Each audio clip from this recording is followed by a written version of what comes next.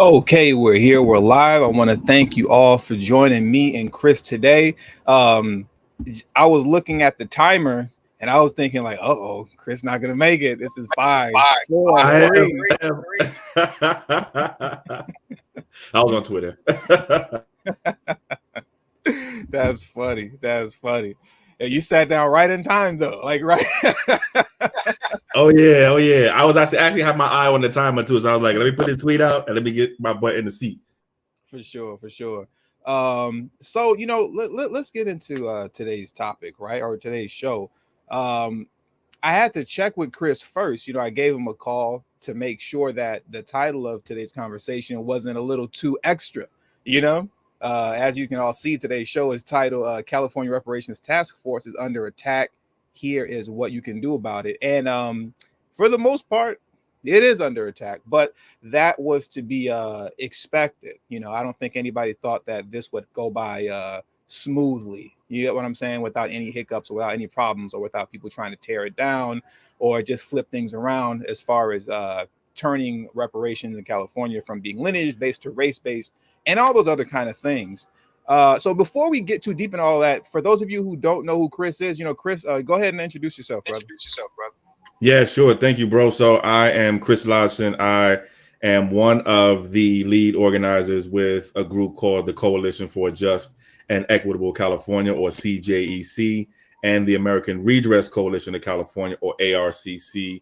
And we are grassroots, California-based, freedmen, descendant-led organizations, associations, and really just regular Black folks, everyday Black folks, like we like to call ourselves, working for reparations and reparative justice here in the state of California. We work to write the final version of the law that created California's first in the nation reparations commission back in 2020. The law is called AB 3121. We helped write the final version of that. We also helped get that law passed and get it signed, and have continued our work educating Black folks all across the state of California about reparations, doing community meetings, town halls, reparations listening sessions, canvassing, going into our neighborhoods, talking to Black folks about California reparations. We were selected by the California State Reparations Task Force just in January of this year as one of 7 community organizations to specifically do community outreach for California reparations. And I help lead the community outreach and engagement team at CJEC, as well as the advocacy team at CJEC. And for more information on us at CJEC, visit our website, cjecofficial.org. We also on Twitter. That's where I was right before I sat my butt down. We also on Twitter at CJEC Official, on Instagram, Facebook, TikTok, YouTube, as well at CJEC Official. And for those of you who want to, follow Chris on Twitter, I was going to say on TikTok. I don't think you're on TikTok, but follow Chris on Twitter. I don't think Chris is on TikTok, doing little dances for reparations and all that kind of stuff. I don't think he's doing all that. But I just left his Twitter URL or Twitter handle in the live chat. So you all go ahead and give him a follow on Twitter. Now, first thing that I want to talk about is I know recently, it was earlier this year, and I'll pull it up on the screen for everybody to see. This happened, and I'll just read it off. So the tweet reads, and it's from the CJEC Twitter page: breaking, California will disaggregate data for its Black population by ancestry lineage, starting with the state's 2.5 million plus employees. Thank you, CJEC advocates and supporters, for working so hard to make this happen. Chris, Gavin Newsom, for adding disaggregation to the California budget. So talk about that real quick. Why is this important as far as like disaggregating data is concerned, and making sure that, in California, we don't just have people just listed as, as being Black, just in general, but like, you have Black descendants of American slavery, Black immigrants, Haitians, Jamaica. Why is that important for that? Why was that important that even passed? Whoa, wow. So first of all, thank you for starting with this, And I actually should have put this in our intro too, because it's another win for us here at the Coalition for Just and Equitable California, and really for people all across the state who want to see people who are descendants of U.S. slavery actually specifically recognized and identified as a specific group of people by the government and the country that we built for free. So thank you for starting with this. And again, I want to, man, it's almost hard to even believe that this is actually happening. This is what you are reading was a tweet that we put out back in the early summer, I believe, late spring, early summer, when we learned that the governor had taken language that we wrote at the Coalition for Just and Equitable California that was in a bill that would get being at the Coalition for Just and Equitable California with the help of State Assembly Member Chris Holden, amazing. There was a bill that we, you appear to be kind of echoing a little bit, like it's doubling up. Like you'll say something and then it'll say it again. Really? Okay. Might check on too. How's that? Say it again. Still getting it? Yeah, I still got it. It's clear on my end. Okay, perfect. I don't know what you did just now, but okay. I can hear you perfect now.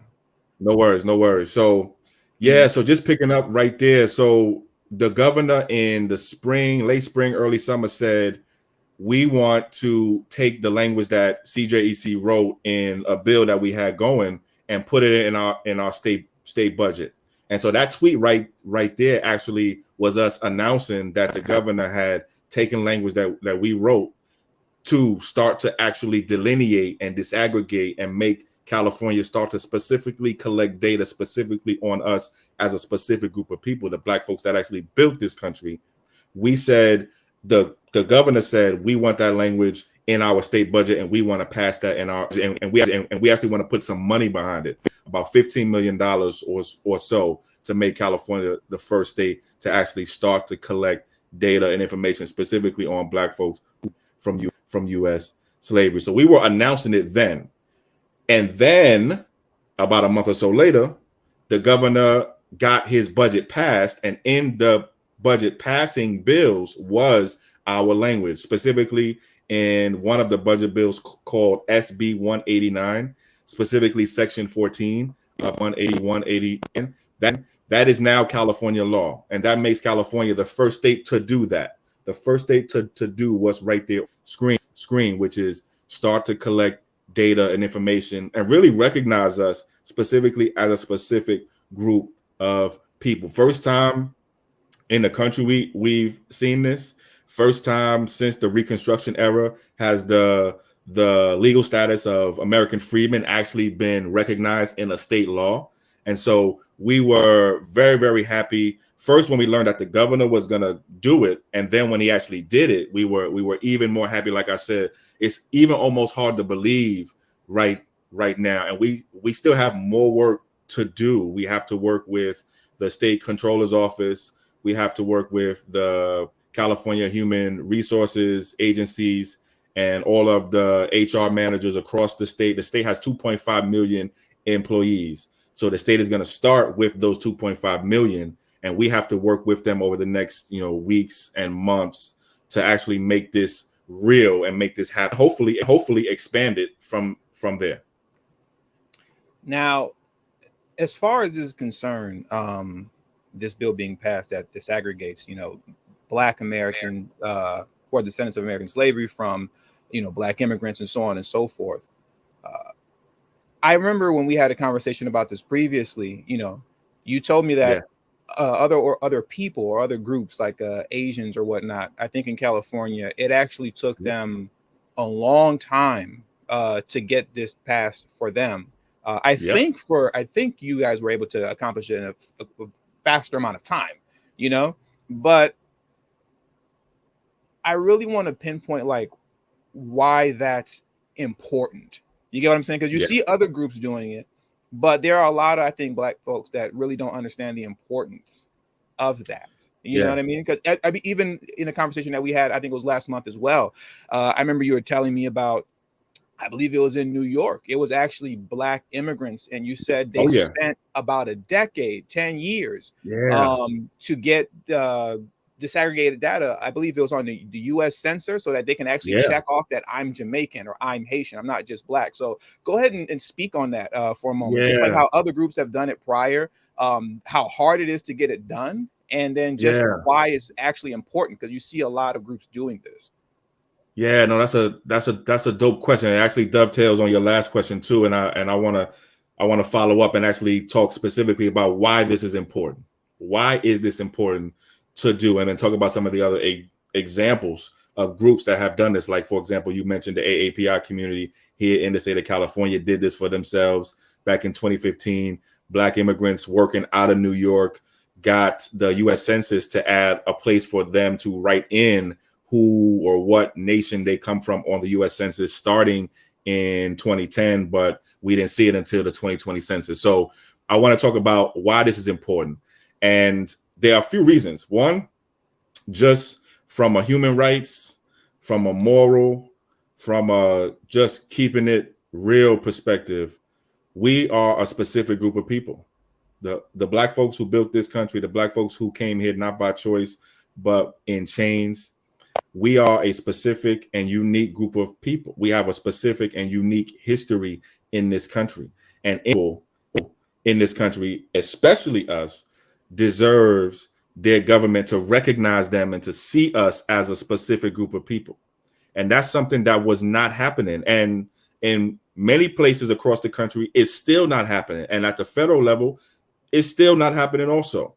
So first, it's just important for our government to recognize and see us as a specific group of people, especially since we built this country, especially from what we contributed and what we continue to contribute to this country. So just from that first, just basic human rights level, we are a specific people. And sometimes I use the phrase, and I'm borrowing the phrase from one of the California Reparations Task Force members, actually, Dr. Javon Scott Lewis, when he talked a little bit about some of this too. He used the phrase peoplehood, and any people deserves peoplehood, meaning being recognized as a specific group of people is just the right thing to do, especially if you are the people who built this country.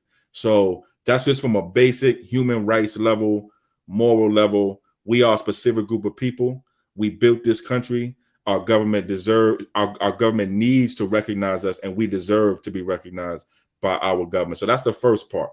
The second reason this is important is that if you lump us all together in one group called Black/African American, which is the way it was here in California before this law was written, and largely the way it is now nationally in other states and across the country, what you do is you hide the differences between the groups inside of that big one group.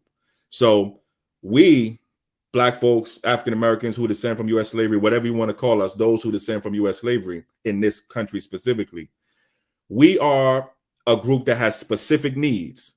We have a specific history, as we just talked about, and that specific history, slavery, Jim Crow, etc., makes it so that we have specific needs and we have specific things that we need our government to do, like reparations, for example. That's the big thing, but there are other things too. But when you lump us all in together, you can't see the specific needs that each specific group needs or wants. So there are big differences between, for example, the conditions that Black folks who descend from U.S. slavery live in and Black folks who do not descend from U.S. slavery live in. And that's what this bill, SB 189, Section 14, makes a separation between, so that our government can actually see what the differences are. It is, for example, a big difference in our education. It's a big difference in our home ownership. It's a big difference in our wealth. It's a big difference in our health. There's big differences across every single thing that are between those who descend from U.S. slavery and those who do not descend from U.S. slavery. But if you have us all lumped in one group, you can't see those differences. And why is it important to see those differences? Because if you want to then about those conditions, if you want to make things better, if you want to do reparations for the descendants of U.S. slavery, then you got to see who is a descendant of U.S. slavery. And if you want to do the other things that this group specifically needs, then you got to be able to see that group specifically. If you put us all together, you can't see the specific things that specific people need, and then you can't do nothing specifically about it. Last thing, or last way that this is important, this is one of the most important things, and that is the California Reparations Task Force decided this year that reparations in California are for those who are descendants of U.S. slavery. So if California is going to do reparations for those who are descendants of U.S. slavery, which is the absolute right thing to do, then California needs to know who is a descendant of U.S. slavery. It just makes sense. It just makes logical sense. So this actually helps the California Reparations Task Force do what it says it wants to do, which is do reparations for the descendants of U.S. slavery. Now, one of the things that I want to hit on that we spoke on about last month, I believe when you and me just spoke offline, and it was a real eye-opener for me concerning how difficult it is to actually get a bill to pass, let alone getting the legislation written. I mean, if you remember, like I was my jaw kind of dropped a little bit, like, geez, like, I asked you a question concerning, just kind of ideas in my head, right, concerning getting like, more like coding into the schools and things of that nature. And how would you go about the process of getting legislation, for getting, just education surrounding fourth industrial revolution technologies and understanding how to work, understanding how to be trained up properly in these things in the school. I asked you that question, and the answer that you gave me was just like, oh, this is too much. That's a lot. For it to go from idea to legislation on paper to the governor's desk, is so much. It takes so much to do it. And it takes a lot. So speak to that, because even like I want to harp a little bit more on the disaggregated data and that bill that you all passed. One of the things that we talked about when we spoke on this offline was that even after a bill passes, the governor has signed it, and this is even on the federal level as well. Congress, Senate passes a bill, president signs it into law. You still have to fight to get it enacted properly, right? It's not just over once it's signed into law. A bill can be signed into law, and it could just fall flat from there. It's never, it's never put into practice. So speak on that a bit, as far as the difficulties of getting bills passed, and then making sure that once they're passed, it's put into law properly.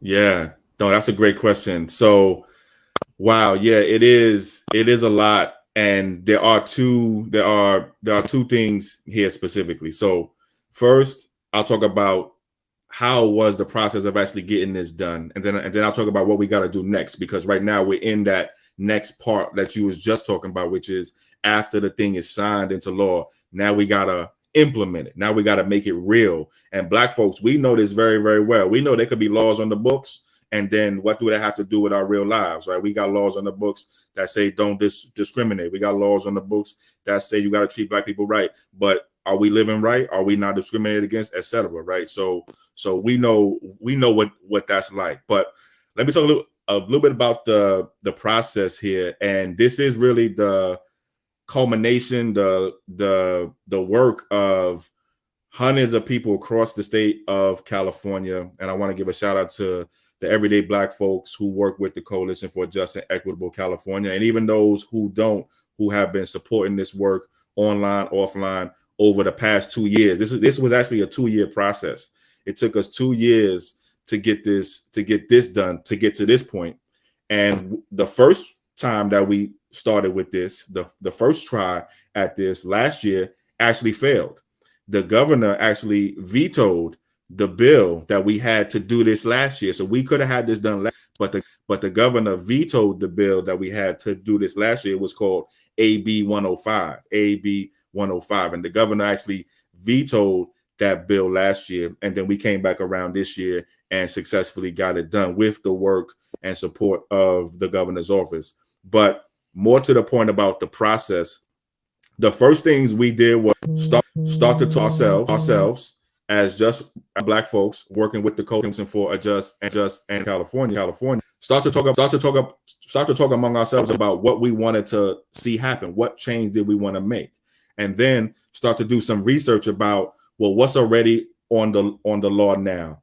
Are there any other examples in the law of people doing this? And can we learn anything from that? And that's when we started doing some research, and we learned that, as you mentioned earlier, the AAPI community here in California did this already. They did this for themselves as late as, or as recent as 15. They had a law on by the governor to disaggregate their data. So you can't call them just AAPI state stuff. You got to call them Chinese and Japanese and Korean and Vietnamese and Hmong and Cambodian, et cetera, et cetera.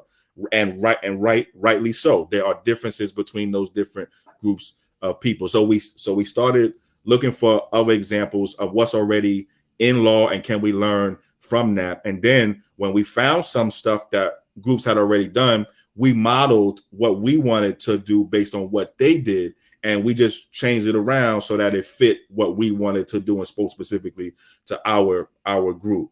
Then after that, we started talking to people in the state assembly and state senators and asking them to look at our stuff and then to introduce it and help make it law. And we started meeting with as many people that we could talk to. We met with, I think, the entire California Legislative Black Caucus, did presentations to a bunch of different legislators, told them what we wanted to do, made the case, told them why they needed to support it, why they needed to introduce it.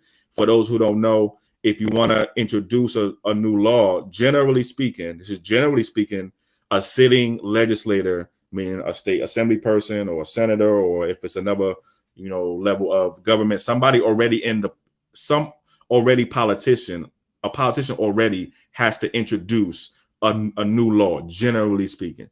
So we needed somebody to introduce what we wanted.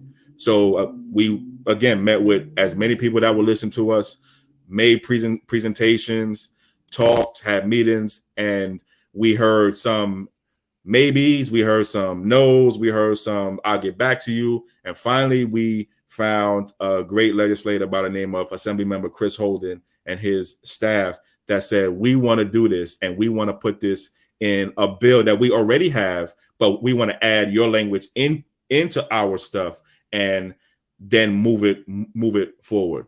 So at that point, we were happy that we found somebody to actually introduce it. And then we got to work trying to make sure that the other members of the state legislature were going to support it. And we went to all the hearings. We talked to the different politicians directly, one-on-one. We submitted public comments. We submitted letters. We organized online and we'll work to make people call in and give public comment, etc. And then the bill started to move through the hearings, and then we ultimately got it to the governor. So that was the process of getting here. To your second part of your question, here is really, and I say this sometimes, I say we were fighting to get to the starting line, not the finish line. This is actually the starting line. So we've been fighting just to get to the start. What is next is actually making this real in real life for Black folks who descend from U.S. slavery in this state. So we're going to have to work with the state agencies. And this is one thing that we don't talk enough about, talking about it now. And that is that there is multiple stages to making legislation real. One of the stages, the stage that we in or going into now, is what we call the implementation phase. I call it the making it real phase, making it real in real life phase. And the people who implement or make the legislation real, in many cases, not all, but many cases, are the state agencies or the agencies. So the people who work in the government who got to deal with this stuff every single day, not necessarily the politicians, but the people who actually clock in and go in and got a job and actually work in the agencies and in the departments. That's the people that got to put this in practice. And so our job now as a community group is to work with these agencies and these departments and these people to make this real in Black folks' lives. So we're at the starting line, and it was a long fight to get here, and now we got even more work to do to make it real. And I love how you put that. We're getting an echo again. I guess just mute your mic. Okay, perfect. I love how you put that in terms of we're fighting. We were fighting just to get to the starting line. You're not at the finish yet. You know, just because a bill passes and becomes law, technically, it's not over, right? You know, you still have to fight to make sure that it's being enforced properly. You know, and then it takes so much just to get to the point of actually having it signed into law.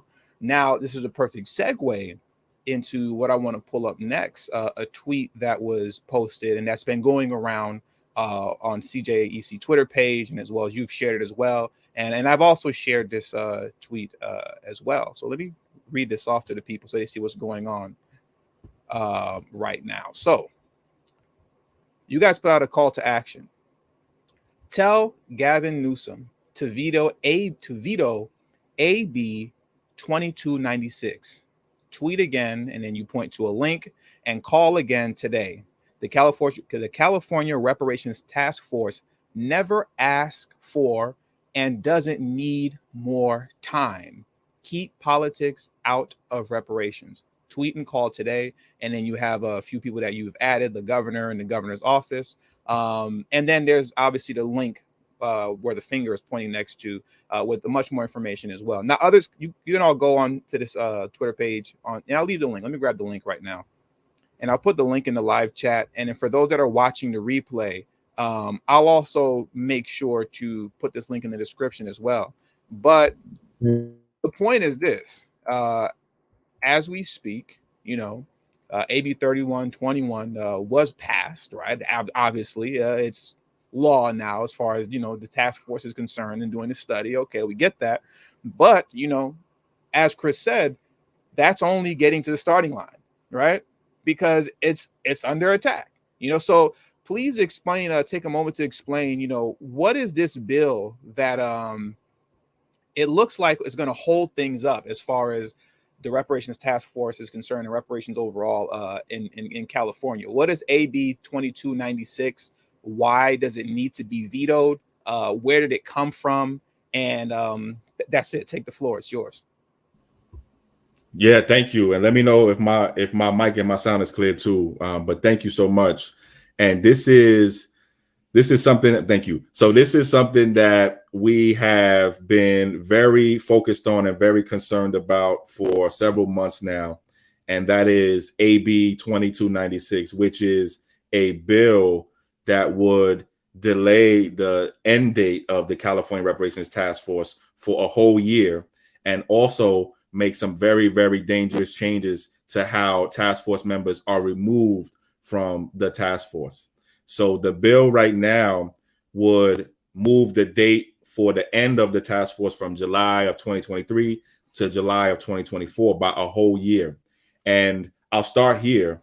This is very, very problematic and very, very unnecessary. First of all, the California Reparations Task Force does not need any more time. The task force is actually ahead of schedule. This weekend, just this weekend, this Friday and this Saturday, September 23rd and September 24th, the California Reparations Task Force is going into its 10th public hearing. So that's my dog over there. Yo, bro, yo, come here, boy. Come here, boy. Sorry about that, man.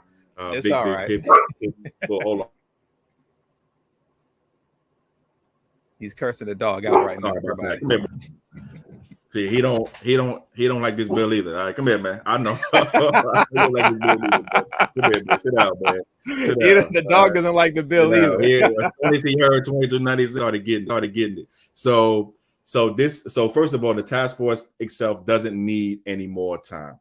The task force just this Friday and Saturday this weekend is going into its 10th public hearing right now. By law, it's only supposed to hold 10 public hearings. So they're actually on track to hold 20 public hearings. If they keep their same schedule, they will have double the number of hearings that they were supposed to have. So they're actually ahead of schedule. In addition, the task force voted in late summer of last year to hold community listening sessions. And they said, hey, we want to hold 12 community listening sessions in addition to, on top of the 10 public hearings. Well, the task force and the community groups that have been a part of this community listening session process, we've actually held over 25 different community listening sessions combined. If you combine all of the different groups that have done community listening sessions, our group, CJEC, has done between 7 and 10 just ourselves. So the task force is ahead of schedule. They don't need any more time. That's the first part. Second part,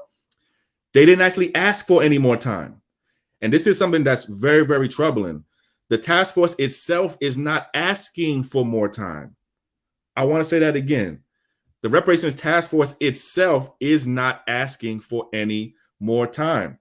The task force has not talked about more time, has not discussed it in public at the public hearings. There has been no statement from the task force, from the chair, vice chair, from the task force as a whole saying, hey, state government, we need more time. So the task force itself is not asking for more time. And this is to the other part of your question, which is where does this come from? This is relevant here. This is actually the product. This bill is actually the result of one of the task force members who is a sitting legislator. This is Assembly Member Reginald Jones Sawyer, who took it upon himself to introduce this bill and not talk to any of the task force members about it. As a matter of fact, the task force members that we talked to, which is a majority of them, they didn't even know about this until we told them. They didn't know about this until we told them. Almost every single one that we talked to, and we talked to a majority of the task force members, and we reached out for months to talk to Mr. Jones Sawyer too, who has not been able to take the meeting with us. So we have talked to every single task force member that we could, which is a majority of them, and nobody knew about it except for when we told them. So again, the task force itself is not asking for more time. During the last few weeks, the bill AB 2296, which we are asking and urging the governor to veto, and we're actually calling on folks who are listening and watching now, or who are going to listen and watching later, to tweet the governor's office, use the call to action that we have up, call the governor's office, use the call to action that we have up. In the last few weeks, something else was added to AB 2296. And this is very, very, very even more dangerous. And that is, the bill got stuff added to it that would change and let task force members be removed for any reason at all, including political reasons. So right now, the task force members are lifetime appointees, meaning you get appointed to the task force, you are a task force member for the whole time of the task force. What was added in the last few weeks was a change to that, which would say that whoever picked you on the task force could remove you, quote, at pleasure, meaning for any reason or for no reason at all. And we think this is highly, highly dangerous. First of all, why do we need this? What is the purpose of this? Who is this for? What is the reason that you want Mr. Jones Sawyer, in this case, wants to let task force members be removed? Who does he have in mind that needs to be removed? And why is this necessary? This is also very, very dangerous, because what this does is it what we call politicizes this task force. So let me give you an example of the risk and some of the problems here. So let's say, and by the way, the people who pick the task force members are the Speaker of the State Assembly in California, a person by the name of Anthony or Tony Rendon, the leader of the California State Senate, a person by the name of Tony Atkins, and the governor, Gavin Newsom. The governor picked 5 members. Leader Atkins picked 2. Speaker Rendon picked 2. So these are the people who now, if this bill was signed, and we want the governor to veto this, but if this bill was signed, now what that would let the speaker do, or the leader do, or even the governor do, would let them be able to take people off the task force if they did things that these particular people didn't like. Not if the community doesn't like it, but these particular people don't like it, or for no reason at all. So, for example, let's say we get a speaker that's new next year. Let's say we get a leader of the Senate that's new next year. Let's say we get a new governor next year. Let's say this new speaker or this new leader of the Senate or this new governor doesn't really like reparations, doesn't really want to support reparations, doesn't really like that there's a California reparations task force. What they could do is they could then take people off the task force that either that are supporting reparations, and put people on that don't support reparations, or that don't support or do support a different type of reparations. So let's say the speaker and the leader of the Senate are not for cash payments. Then if the task force says, well, we want to do cash payments, what the speaker or leader could do is say, you know what, I move this person out. I want to replace this person so that we don't get no cash. This is what type of danger or risk this type of thing does and exposes us to. So your video and your live caption is absolutely correct. This is an attack on the California Reparations Task Force as it is now. And this is also why we are urging the governor to veto this bill, and we're calling on members of the public to call the governor's office. We're calling on members of the public to tweet the governor's office and make sure that he knows that you want this bill vetoed.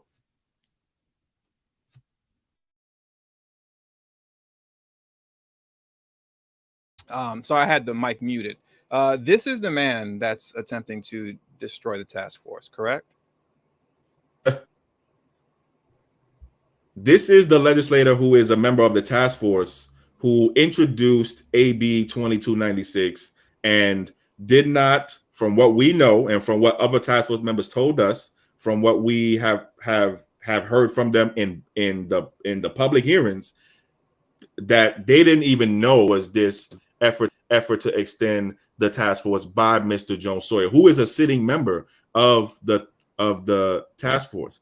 In April of this year, we actually went to the task force hearings in San Francisco, and we actually brought this up in public comment to Mr. Jones Sawyer, to Member Sawyer, during the public comments at the April hearings, and he had nothing to say about it even then. And this is after 2 months after he had already introduced this bill, AB 2296. He introduced the bill in February of this year.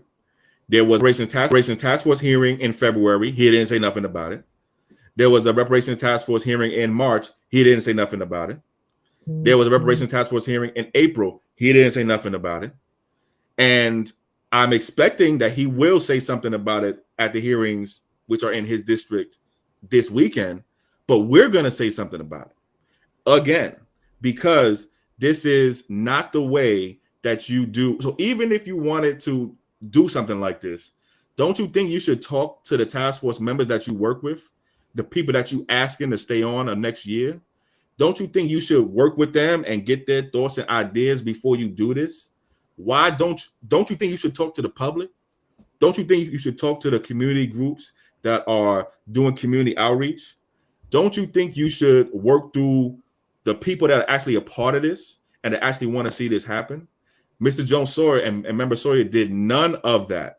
And he has not addressed any public comments about this, except for when asked in the press just recently, after we made a lot of noise in the press about this bill. So Mr. Sawyer, I can't speak to his mind. I don't read people's minds. But what I can look at is what they do. And they say actions speak louder than words. And the way that he's acting here, the things that he has done here, is not the way that we get to reparations. This is not the way to make this task force successful. This is not the way to make sure that we actually get the kind of repair that Black folks who descend from U.S. slavery in this state actually need. This actually exposes us to risk. This actually exposes us to danger. This actually could weaken the reparations process. And that's why we want the governor to veto this bill. And again, we need your help to urge the governor to do that. All right. So, with that being said, that's why everybody needs to go ahead and take heed to this call to action to make sure that this bill gets vetoed. And moments like this. Okay, I thought I was still muted. Moments like this are very critical, right? I remember in a live stream that I did, I don't know, a month ago now, I encouraged everybody to fill out a form. It was a survey concerning the reparations in Los Angeles, in California, and the reparations task force, in which the end question on that form was, who should reparations go to? Should it be based on race, or should it go to descendants of American slavery? Okay, fine. I remember at the end of that live stream just going through the comments, and you had some people that were disgruntled or upset about the fact that, oh man, why do we have to fill out a survey? And, our reparations shouldn't be based on a survey, and I'm not going to participate in this, and all that kind of stuff. And my thing is like, that sounds cool in a comment. You know what I mean? I'm not going to participate in this because my reparations shouldn't be contingent upon a survey. But not participating in matters like this, when a call to action is being made, is how your legislation, or the legislation that you all want to succeed, gets completely destroyed. It's by non-participation. If the people don't care, then why should the governor care? Why should the task force care? Why should anybody care if the people don't care? If you don't want to participate and do something as simple as fill out a survey or make a phone call, in which on this pamphlet that you have here on the Twitter page, on CJEC Twitter page, they tell you what to say. You just make the phone call and you read the script. Everybody needs to show up. It's really that simple. But if you're not going to show up, well, then you're just asking for it to go away. And the thing is that that's on us. That's on you that's listening. That's on you that's watching. And that's on me. That's not on Chris. It's not on CJEC. It's not on the California task force members as well. It's not on any of them. You're right. That's on us. If the people don't care, if we're not going to do what we need to do on our end, well, then if, this bill passes, and things go awry and go left, the way Chris says that it can go awry and go left, where people can just simply be plucked and removed from the task force and be deliberately sabotaged by placing people in there who are doing things knowing that they're going to destroy the bill. If we're not going to participate in making sure that this doesn't happen by taking these surveys and making these phone calls, at the end of the day, as the saying goes, you get the politics you deserve, right? So you're getting what you deserve at that point, So go ahead, Chris. What do you want to say? Yeah, no, I want to, and this is a theme that I think we've been touching on, even when we started the conversation around the data disaggregation and SB 189, Section 14, that was signed into law by the governor. And we thank the governor for that. And then, as we've been talking about California reparations, there's a theme here, and I want to make sure that we say it out and openly, and that is that it's not enough to win, but you got to protect what you win. And it's something that we have been learning and also doing as we've been having these legislative victories over the past, let's say, 2 to 3 years, to get AB 3121, the law that created the country's first state reparations task force, actually done. That was a big deal. That was a win. To get SB 189, Section 14 done, that makes California the first state to start to delineate, that was a win. But that's just one part of it. The other part is you got to protect what you win. In politics, in legislation, in law, Black folks, we know this. We know this very well. We know this in our real lives. Not only do we know that there's a difference between what's on the books and what's in our real life, we also know that anything we do get, we got to protect. we got to protect what we. It's a reason that we've been reading the first report of the California Reparations Task Force on Twitter every single Monday, chapter by chapter on my Twitter Spaces, and this is a 13 chapter report. The Reparations Task Force released it in June of this year. It's 500 pages, so we on chapter 8 now. Every single chapter up to this chapter, and I could tell you that probably the next chapter is going to be the same. Every single chapter is how things have been getting worse for us. So each chapter talks about how things been getting worse for us, about how segregation in housing, let's say, and home ownership is as bad right now as it was in the 1940s. How the education levels and the education achievements right now for us are as bad as they was in the 1970s. How our wealth is as low as a percentage of the whole country's wealth is as low and bad as it was since the end of the Civil War. We have to fight and then protect what we means the fight never really ends. And that's something that I think we getting more used to, this newer generation of reparations advocates and people working for reparations who have been having successes over the past 3 years. We getting used to the fact that we got to fight to protect what we win. And this is one example of it. We won the state reparations task force. We won a state reparations task force. We won a decision for eligibility for those who are descendants of U.S. slavery. Right now, we got to protect what we win and protect what we want. And also, we got to take more ground. We got to advance. We got to win more and then protect what we win more too. Exactly. And one of the ways, as we round this conversation out, well, there are two things. I'll go back to what I said before. If ever you see any type of survey posted by me or posted by Chris or CJEC, or if I do a live stream and, I say, hey, this survey needs to be filled out concerning the California Reparations Task Force, it's not for ish and giggles. You know what I mean? Like you need to do it. If you truly care about reparations and what's going on here in California. If you don't care, then okay. But if you're somebody who fashions yourself as caring and you want these things to happen and all this kind of stuff, well, then you need to participate, right? Secondly, I've left the link in the live chat to this tweet. I'm going to leave it again. Make sure you go to this tweet. I left the link in the live chat. If you're watching the replay, I will also leave it in the description box and pinned in the comment section below. Go there and make sure that you voice that you want this bill vetoed. Okay. And like I said on the pamphlet, when you call, they give you a script, right? They tell you what to say. So if you're nervous about, I don't know what to say, or I don't like talking and I don't like these things, you just read the script and that's the end of it, right? So these are the things that you can do. You have to show that you actually care, and it has to show that there's numbers behind the support for reparations in California. But lastly, to round this conversation out, and I'll pull this up on the screen, this Friday and Saturday, there's going to be, let's wait for this to load up, a California Reparations Task Force public hearing, okay? And at that public hearing, I would assume that Reggie Jones Sawyer is going to be there. I would assume he's going to be there, right?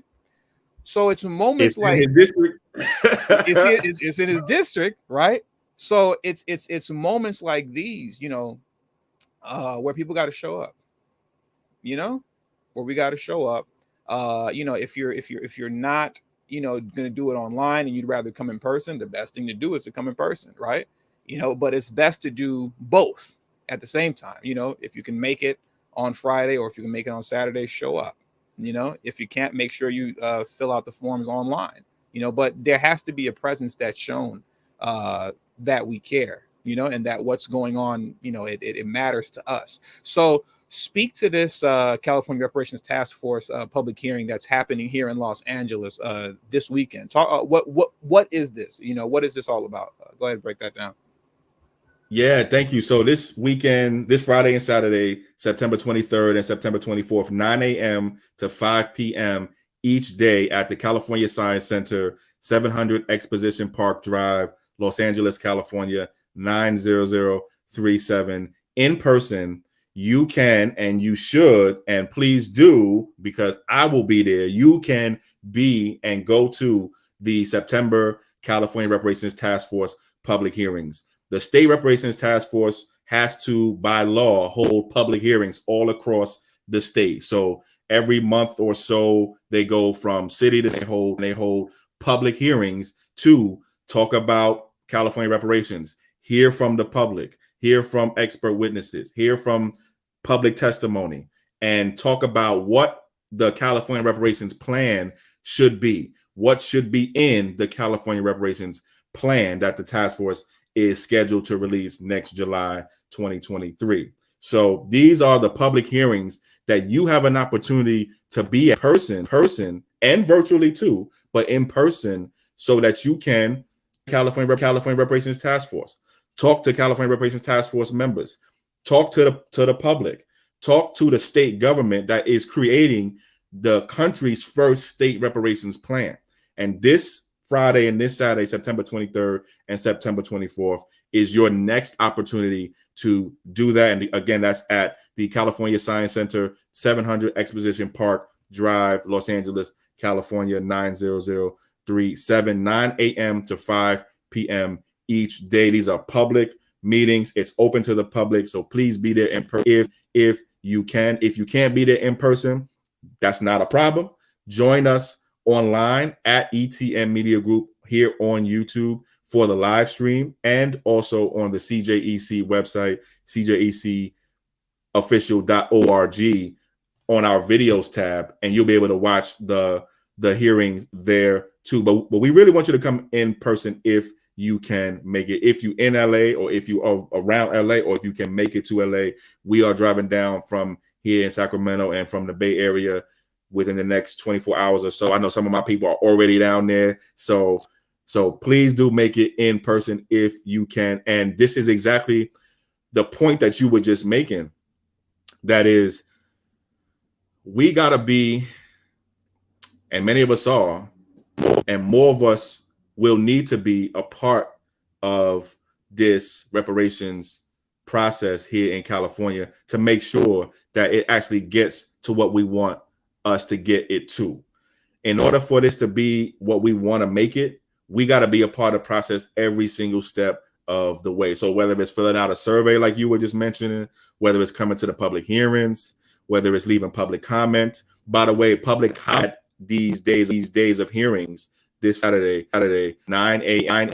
to 10 a.m. The first of every single day of hearings is public comment. So make sure you. I'm sorry. Say that one more time. It started doubling up when you were saying that last time. Sure. So 9 a.m. to 10 a.m. public comment is at every single hearing for the first hour. Then this weekend from 9 a.m. to 10 a.m. Friday and Saturday is public comment. So this is your opportunity to speak on the record and have your thoughts and your ideas specifically recorded on the state record for the California Reparations Task Force, the country's first ever state reparations task force. So 9 a.m. to 10 a.m. is public comment, and be there if you can for as much of the hearings as possible from 9 a.m.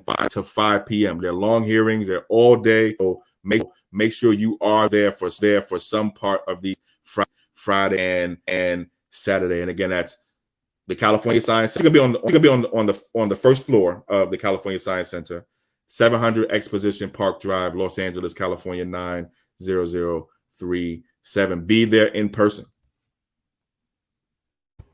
And lastly, because I know the audience very well, I want you to please address this portion of the. Oops, I don't have it. I can read it. It's kind of small on my screen. I don't have it on it. On the pamphlet that's in front of us right now, on day 2, right? It says public comment, of course. Okay.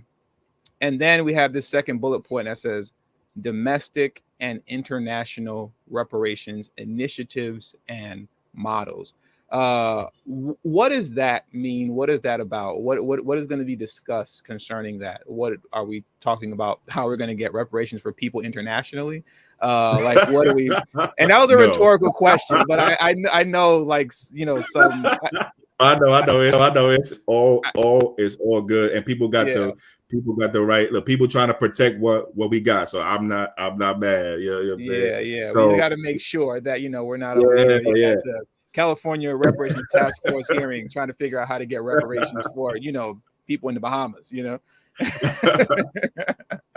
I feel you. I totally feel you, and I totally feel everybody. And by the way, shout out to everybody that's watching. Shout out to everybody that's on the YouTube live and everywhere else, whether you're watching it live or you're watching it on the replay. Big shout out to everybody. Big shout out to the whole California and nationwide community that has been supporting what we're doing here in California. Just want to give a big shout out to everybody and just show my appreciation and really give everybody their flowers, whether you retweeted, you participate in the call to action, you talk to somebody about reparations and what we're doing out here in California. However you show support, I want to show you some support back right now.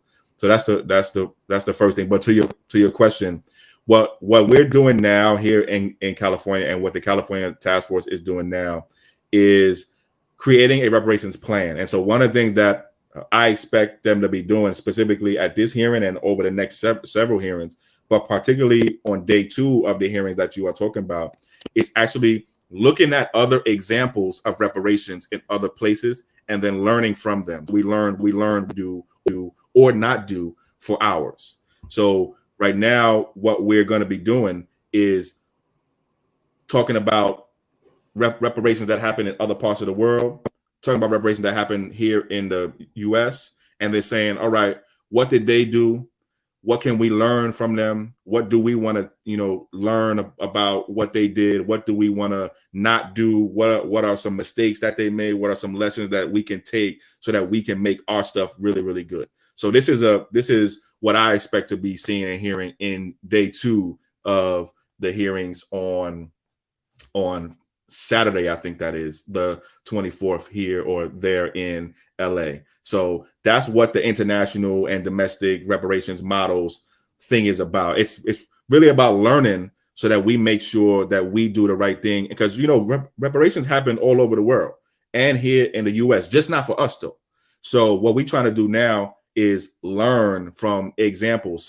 Sometimes the best thing you could be is a bad example too. And so some things we got to see, all right, they made a bad thing here, we got to not do that. Or hey, they did this thing that we really like, we got to do this too. So that's really what it's about. It's just about learning from other examples, both here in the US and across the world too. And I see the question in the screen there. If you don't mind, I'm gonna jump right to it. And that is, how can we help if we don't live in Cali? So you can participate in this call to action that we're talking about for AB 2296, whether you live in California or not. So you can call the governor of California. You can retweet the governor of California. That's how you can help. One other way that you can help is to stay informed about what's going on here in California. And to do that, you want to go to our website, CJEC.official.org, and go on our homepage and sign up for our California Reparations newsletter. Be there. Oh, I see somebody that's going to be there on Friday. Dope. I'll see you there, fam. But that's also how you can help stay informed about what's going on here in California. Sign up for the California Reparations newsletter on our website, CJECofficial.org. And then also, if you're not in California, you can still attend the reparations hearings virtually. So make sure you are watching virtually on Friday and Saturday, and also sharing with people so that they can watch virtually on ETM Media Group right here on YouTube, and also on our website, CJECofficial.org, on the videos tab. So there's a bunch of ways that you can part of what's going on here in California, even if you're not here in California. Those are just a few. Now, lastly, when it comes to the public hearing, for those who don't live in California but are able to tune in live and whatnot, are they going to be able to make public comments as well? Will they be able to do that virtually? Yes, yes. So the reparations task force at the April hearings, which were in person, they took all of the in person comments, and then they took any virtual public comment too. So able to give public comment virtually too. So from that first hour, that 9 to 10 a.m. part on the West Coast time to 10 a.m., which is the public comment each day of the hearings. Even if you're not in person, you can still give public comment, and you'll just there will be a number for you and for you to give public comment. That number is not out yet. We're expecting that number to be released probably in the next 24 hours or so. As soon as we get that number, as soon as we get that information, we will make sure that the family has it. But yes, you can give public comment virtually too. Okay, and so just because you were getting a little choppy, but I understood what you were saying. We will be able to make public comments virtually if you don't live in California and you're not able to make it. But also, if you do live in California and you're not able to make it as well, you can still participate virtually and leave a public comment. It's going to be read out. And you said that the phone number for that has not been released yet, but you said within the next 24 hours, the phone number that you can call in order to leave public comment will be released, correct? Yes, and we're gonna release that as soon as we get it. We're gonna release it. The California Reparations Task Force has its own website. It's www.oag.ca.gov/AB3121.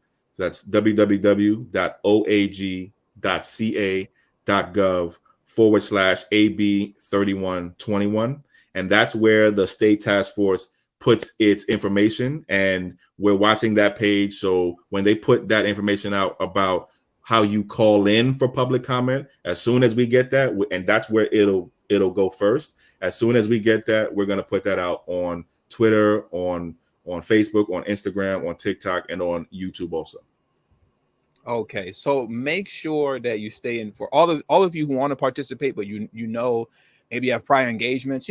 Life is life. You might not be able to make it to the public hearings. It's very important that you at least attend virtually and leave a public comment, especially concerning the gentleman on the task force. What's his name? Reggie Jones Sawyer, who, in Yes. my words, what I say doesn't reflect the feelings and thoughts of Chris or CJEC. I want to put that out there. But this man is attempting to destroy the California Reparations Task Force. He is attempting to completely destroy and annihilate it. Once again, these are my views and my views only. The views of Tony Delarmy and tdhiphop Media, and my views do not reflect the views and opinions of CJEC and Chris of CJEC or the California Reparations Task Force. So, yes, that man is trying to destroy it. So what I want to do now before we get out of here is that I'm dropping the link to Chris's Twitter page. Please follow him so you can stay up to date with everything going on, especially concerning the phone number, so that you can make public comment virtually. And I've also just left for you in the live chat as well the link to the Twitter page of CJEC, that's a Coalition for Just and Equitable California. I'm pretty sure that they will be leaving that phone number as well. So make sure you follow both of them so that you can stay fully informed of what's going on. You all know that via my Twitter page, I'll keep you guys abreast of what's happening. And that about sums it up. That about sums it up. We just got to make sure that we're active. These are real world actions that we can take and be able to participate in these things offline. Like I've said in videos in the past and live streams in the past, making videos and having live streams and dialogue is cool. Twitter spaces and all that, that's cool if that's what you're into. But at a certain point, the actions have to come offline and into the real world. And if they're not coming offline and into the real world, then essentially we're just entertaining ourselves, having fun, just talking just to be talking. So let's make sure that we take real world actions to make sure that we get real world results. So in closing, is there anything that you'd like to say, Chris?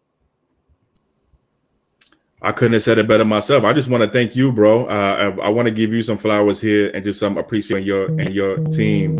I really appreciate your work. I really what you do. I really appreciate your support for reparations. I really appreciate your example as someone who who I know is not a descendant of U.S. slavery in this country, but is someone who is supporting what the descendants of U.S. slavery in this country are doing. And we need more like you.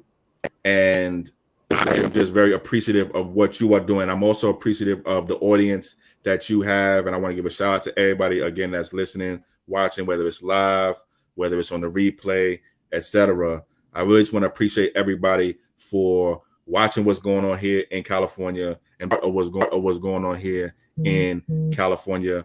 We're going to set a very good example for what reparations could and should be. And it's going to take every single one of us to be a part of that. So I really want to thank every single one of y'all again, who's watching, who's listening, who's been a part from day one or from whenever. I really want to thank y'all. And let's make the governor veto this bill, AB 2296.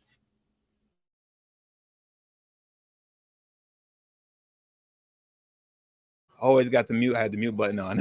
So I want to thank you all for joining me and Chris today for today's live stream.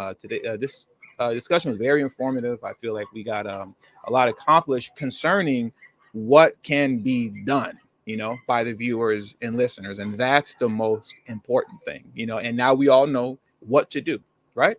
So with all that being said, thank you all for your time. Until the next video and live stream, you all have a great day. Peace.